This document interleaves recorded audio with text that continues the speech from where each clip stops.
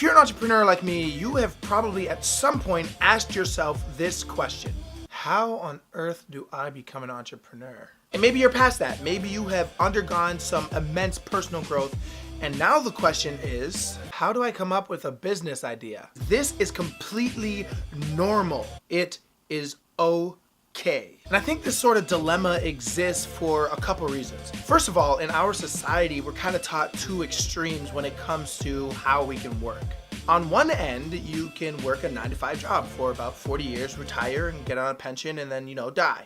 That's awful. But on the other hand, you can come up with this really cool idea that changes the world. The issue is that entrepreneurship is usually shown in highlights. Mark Zuckerberg is a great example. His story was he was at Harvard, and then a series of events happened that had him code Facebook. And then eventually they wanted it on so many different campuses, and then it blew out of control. Next thing you know, it's this huge corporation, and he never really meant it to be.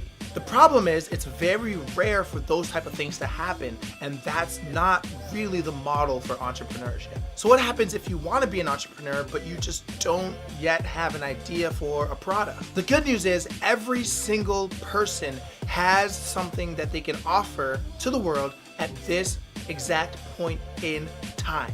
What I mean is, you might not have an idea of a physical product, but by virtue of being you have something that somebody would buy. Something probably so ingrained in your DNA and second nature that you've overlooked it as something that you can actually turn into a business. Russell Brunson calls this a superpower, something that somebody has that they can do better than most people. The amazing thing that the internet has done is it's provided people with outlets to monetize themselves. For example, nowadays you see people making hundreds of thousands of dollars on platforms like YouTube just for making funny videos. There's a guy on YouTube, and I completely blanked on his name, but he makes money by living out of an RV and juicing fruits and vegetables in a juicer, in a juicer. This is stuff that is so new that 10 years ago wouldn't even have existed. So the questions that need to be answered are, what is your superpower and what is your outlet? And there are a lot of ways you can figure that out, but I'm just gonna focus on two right now. The first one is self-assessment. Think about the moments that you have been the most thrilled. I realized that I truly enjoy helping people turn the corner or have a light bulb go off in their life. Those moments when I have been able to be part of somebody's journey to clarification or coming up with some sort of business model or figuring out something with their own character, those moments have been like literally some of the best moments in my life. So what sort of positive, productive thing makes you just jump for joy and skip out your bedroom and just want to get to work? And a great way to support figuring this out is by actually getting feedback from other people.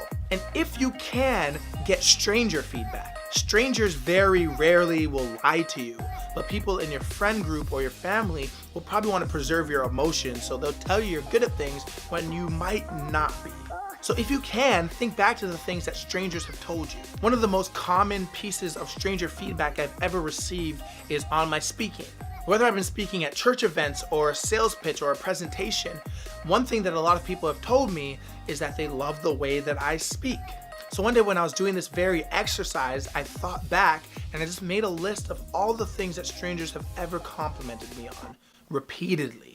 And from there, I narrowed it down to things that are probably most likely marketable. So up till now, I figured out that I want to help people become more significant, and I'll most likely do that through speaking. So after you figured out your superpowers and narrowed it down to just one thing at first, now you have to figure out your outlet. Now, social media is great, but there are so many different channels that at first it can become very overwhelming. I recommend that you figure out one first and then expand later if you have to. But the question is, now that I have my superpower, where am I going to show it off? Before I started doing YouTube, I had already made some videos in the past, so I already had some sort of experience with it. On top of that, I'm very verbal and visibly expressive, so something like blogging wouldn't necessarily be my thing. I'm not very good at, nor do I like taking pictures, so Instagram and Pinterest are probably just out of the question. So I just kind of narrowed it down until I got to YouTube. This was the platform that best suited where I am at this present time. But you have to remember that that will change over time. For example, I started a mastermind group for entrepreneurs, and you can't do that on YouTube. I actually did that on Facebook. And just a plug, if you're an entrepreneur who really wants to grow, I put the link to the group in the description. So what have I just done? I learned that I love helping people become better versions of themselves, that'll most likely be through something like speaking, and that the best distribution system for what I'm offering is YouTube. And it might be basic, but that's a business. I have something that I'm offering and a distribution channel. The only thing left is building an audience and figuring out more products along the way.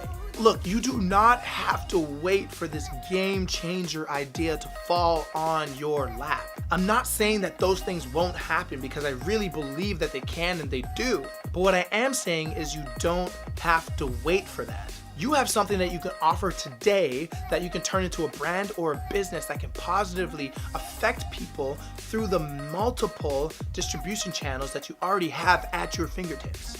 You can be your business idea. So I really hope that this helped give you a bigger picture of the possibilities. And if you have any questions, please comment below. If you like this video, give it a thumbs up, go ahead and subscribe.